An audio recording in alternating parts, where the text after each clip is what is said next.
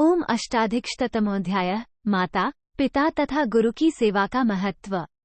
युधिष्ठिर ने पूछा, भारत, धर्म का यह मार्ग बहुत बड़ा है तथा इसकी बहुत सी शाखाएं हैं। इन धर्मों से किसको आप विशेष रूप से आचरण में लाने योग्य समझते हैं? 1. सब धर्मों में कौन सा कार्य आपको श्रेष्ठ जान पड़ता है, जिसका अनुष्ठान करके मैं इहलोक और परलोक में भी परम धर्म का फल प्राप्त कर सकूं? 2. भीष्म जी ने कहा, राजन, मुझे तो माता, पिता तथा गुरुजनों की पूजा ही अधिक महत्व की वस्तु जान पड़ती है। इस लोक में इस पुण्य कार्य में संलग्न होकर मनुष्य महान यश और श्रेष्ठ लोक पाता है। 3. तात युधिष्ठिर, भली भांति पूजित हुए वे माता, पिता और गुरुजन जिस काम के लिए आज्ञा दें, वो धर्म के अनुकूल हो या विरुद्ध, उसका पालन करना ही चाहिए। 4. जो उनकी आज्ञा के पालन में संलग्न है, उसके लिए दूसरे किसी धर्म के आचरण की आवश्यकता नहीं है। जिस कार्य के लिए वे आज्ञा दें, वही धर्म है, ऐसा धर्मात्माओं का निश्चय है। 5. ये माता, पिता और गुरुजन ही तीनों लोक हैं, यही तीनों आश्रम हैं, यही तीनों वेद हैं तथा यही तीनों अग्नियां हैं। 6. पिता गार्हपत्य अग्नि है, माता दक्षिणाग्नि मानी गई है और गुरु आहवनीय अग्नि का स्वरूप है। लौकिक अग्नियों से माता, पिता आदि त्रिविध अग्नियों का गौरव अधिक है। 7. यदि तुम इन तीनों की सेवा में कोई भूल नहीं करोगे तो तीनों लोकों को जीत लोगे। पिता की सेवा से इस लोक को, माता की सेवा से परलोक को तथा नियम पूर्वक गुरु की सेवा से ब्रह्मलोक को भी लांघ जाओगे। 8. भरत नंदन, इसलिए तुम त्रिविध लोक स्वरूप इन तीनों के प्रति उत्तम बर्ताव करो, तुम्हारा कल्याण हो। ऐसा करने से तुम्हें यश और महान फल देने वाले धर्म की प्राप्ति होगी। 9. इन तीनों की आज्ञा का कभी उल्लंघन न करे, इनको भोजन कराने के पहले स्वयं भोजन न करे, इन पर कोई दोषारोपण न करे और सदा इनकी सेवा में संलग्न रहे। यही सबसे उत्तम पुण्य कर्म है। नृपश्रेष्ठ, इनकी सेवा से तुम कीर्ति, पवित्र यश और उत्तम लोक सब कुछ प्राप्त कर लोगे। 10. 11. जिसने इन तीनों का आदर कर लिया, उसके द्वारा संपूर्ण लोकों का आदर हो गया, और जिसने इनका अनादर कर दिया, उसके संपूर्ण शुभ कर्म निष्फल हो जाते हैं। 12. शत्रुओं को संताप देने वाले नरेश, जिसने इन तीनों गुरुजनों का सदा अपमान ही किया है, उसके लिए न तो ये लोक सुखद है और न परलोक। 13. न इस लोक में और न परलोक में ही उसका यश प्रकाशित होता है। परलोक में जो अन्य कल्याणमय सुख की प्राप्ति बताई गई है, वो भी उसे सुलभ नहीं होती है। 14.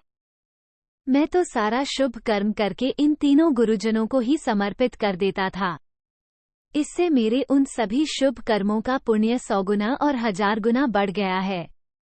युधिष्ठिर, इसी से तीनों लोक मेरी दृष्टि के सामने प्रकाशित हो रहे हैं। 15. आचार्य सदा 10 श्रोत्रियों से बढ़कर है। उपाध्याय, विद्या गुरु 10 आचार्यों से अधिक महत्व रखता है। पिता 10 उपाध्यायों से बढ़कर है और माता का महत्व 10 पिताओं से भी अधिक है। वो अकेली ही अपने गौरव के द्वारा सारी पृथ्वी को भी तिरस्कृत कर देती है। अतः माता के समान दूसरा कोई गुरु नहीं है। परंतु मेरा विश्वास ये है कि गुरु का पद पिता और माता से भी बढ़कर है, क्योंकि माता, पिता तो केवल इस शरीर को जन्म देने के ही उपयोग में आते हैं। भारत, पिता और माता केवल शरीर को ही जन्म देते हैं, परंतु आचार्य का उपदेश प्राप्त करके जो द्वितीय जन्म उपलब्ध होता है, वह दिव्य है, अजर, अमर है। 19. पिता, माता यदि कोई अपराध करें तो भी वे सदा अवध्य ही हैं, क्योंकि पुत्र या शिष्य पिता, माता और गुरु का अपराध करके भी उनकी दृष्टि में दूषित नहीं होते हैं। वे गुरुजन पुत्र या शिष्य पर स्नेहवश दोषारोपण नहीं करते, बल्कि सदा उसे धर्म के मार्ग पर ही ले जाने का प्रयत्न करते हैं। ऐसे पिता, माता आदि गुरुजनों का महत्व महर्षियों सहित देवता ही जानते हैं।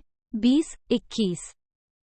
जो सत्य कर्म के द्वारा यथार्थ उपदेश के द्वारा पुत्र या शिष्य को कवच की भांति ढक लेता है, सत्य स्वरूप वेद का उपदेश देता और असत्य की रोक थाम करता है, उस गुरु को ही पिता और माता समझे और उसके उपकार को जानकर कभी उससे द्रोह न करे। 22.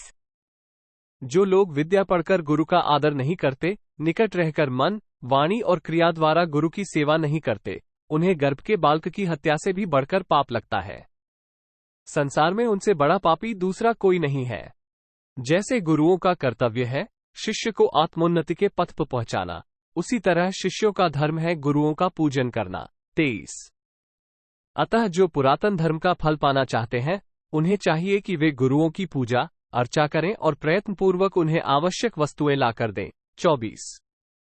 मनुष्य जिस कर्म से पिता को प्रसन्न करता है उसी के द्वारा प्रजापति ब्रह्मा जी भी प्रसन्न होते हैं, तथा जिस बर्ताव से वो माता को प्रसन्न कर लेता है उसी के द्वारा समूची पृथ्वी की भी पूजा हो जाती है।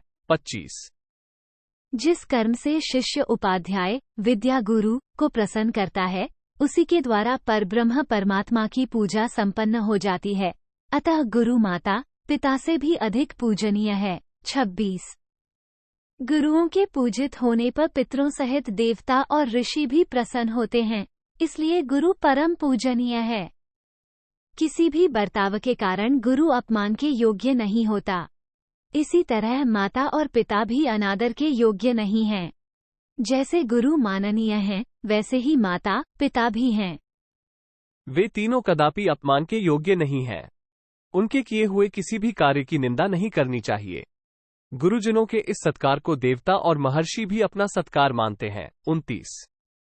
अध्यापक पिता और माता के प्रति जो मन, वाणी और क्रिया द्वारा द्रोह करते हैं उन्हें भ्रूण हत्या से भी महान पाप लगता है। संसार में उससे बढ़कर दूसरा कोई पापाचारी नहीं है। 30। जो पिता माता का औरस पुत्र है और पाल पोसकर बड़ा कर दिया गया है, वो यदि अपने माता पिता का भरण पोषण नहीं करता है तो उसे भ्रूण हत्या से भी बढ़कर पाप लगता है, और मैं उससे बड़ा पापात्मा दूसरा कोई नहीं है। 31। मित्रद्रोही, कृतघ्न, स्त्री हत्यारे और गुरुघाती, इन चारों के पाप का प्रायश्चित हमारे सुनने में नहीं आया है। ये सारी बातें जो इसमें पुरुष के द्वारा पालनीय हैं, यहाँ विस्तार के साथ बताई गई हैं। यही कल्याणकारी मार्ग है। इससे बढ़कर दूसरा कोई कर्तव्य नहीं है। संपूर्ण धर्मों का अनुसरण करके यहाँ सबका सार बताया गया है। 33। इति श्रीमहाभारते शान्तिपर्वणि राजधर्मानुशासनपर्वणि मातृपितृगुरु महात्म्ये अष्टाधिकशतमोऽध्याय 108। इस प्रकार श्रीमहाभारत शांति पर्व के अंतर्गत राजधर्मानुशासन पर्व में माता पिता और गुरु का महात्म्य विषयक 108वां अध्याय पूरा। 108।